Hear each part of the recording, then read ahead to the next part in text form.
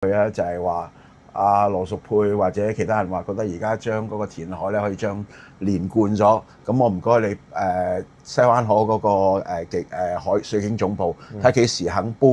因為你借嘅啫嘛，令到西灣河嗰條成個海岸遊樂區係可以連埋咯，而家係做唔到噶嘛，未做到嘅。